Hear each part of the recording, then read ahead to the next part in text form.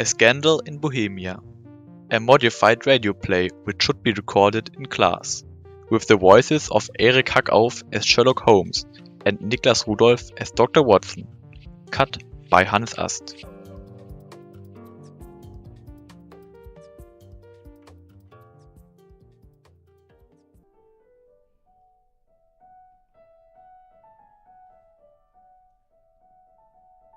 To my friend Sherlock Holmes she is always the woman. I have seldom heard him refer to her under any other name. In his eyes she eclipses and predominates the whole of her sex. I believe his feelings for her were as close to love as his precise and perfectly reasoning mind would allow.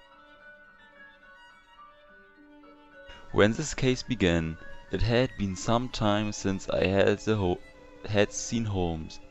After my marriage our paths crossed less frequently, but I knew he remained at our old lodgings, buried among his books and instruments, alternating between cocaine and ambition. That he remained deeply attracted to the study of crime there was no doubt. I often noticed his name in the papers, associated with cases abandoned as hopeless by the official police.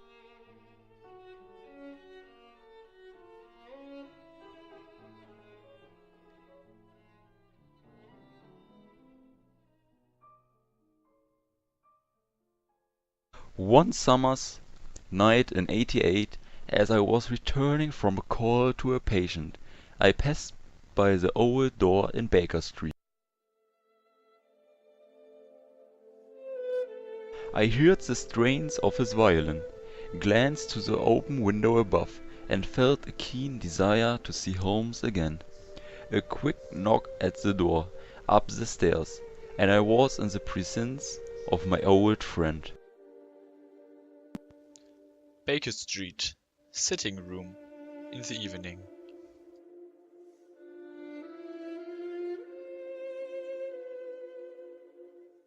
Hullo! Watson, Good evening, Holmes. have a share, will you? Well, Doc suits you. You have put on 8.5 pounds since I saw you last. A mere 8, I think. Indeed. I should say your scales need a calibration. And in practice, again I see. This evening's patient was by the riverside, I note. Ha! I should know better than to ask, but how can you deduce this? It is simplicity itself.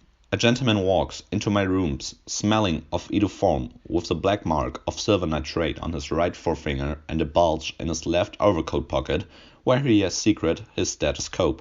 Ah, Watson, I would be dull indeed not to pronounce such a man an active member of the medical profession. Bravo, Holmes, but the patient, surely? There, inside your left shoe, I note fresh scrape marks and at the edge of the sole where you have attempted to remove mud but enough remains to identify.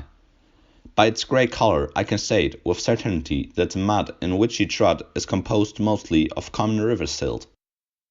To hear you explain it, it seems so ridiculously simple, Holmes. I fear my eyes are not as good as yours. You see, Watson, but you do not observe. Quite so. I am afraid. Well, you have arrived at an opportune moment to engage in some observation. Have a look at this envelope. It is addressed to you here. No note of the sender, no postmark, hand delivered.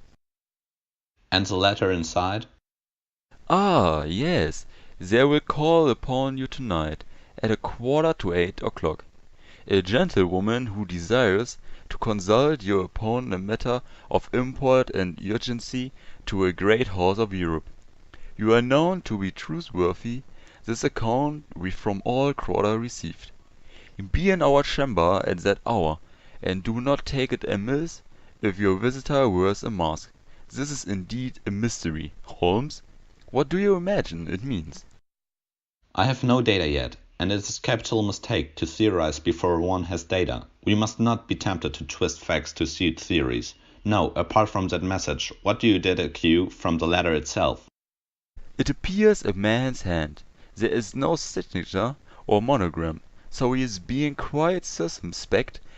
By the quality of the paper the gentleman is presumably well-to-do. The stock is peculiarly strong and stiff. Peculiar. That is the very word. It is not an English paper at all. Hold it up to the light. I see a watermark. EGPGT, the marker I presume. Not at all. No? No. G with the small t, a common contraction, stands for Gesellschaft, which is German for company. The P, of course, is for Papier. No, the EG, that is the most interesting. I had to refer for the Continental Gazetter for that. It stands for Egeria, located in Bohemia, noted for its numerous glass factories and paper mills. So my god, man, what do you make of that? The paper was made in Bohemia. Precisely, and the man who wrote it is German. Really? Yes. Note the peculiar construction of the sentence. This account we have from all quarters received. No Frenchman or Russian would have written that. No, only a German is so uncourteous to his verbs. What else? What else indeed? Who is this German who writes upon Bohemian paper and prefers to wear a mask rather than show his face?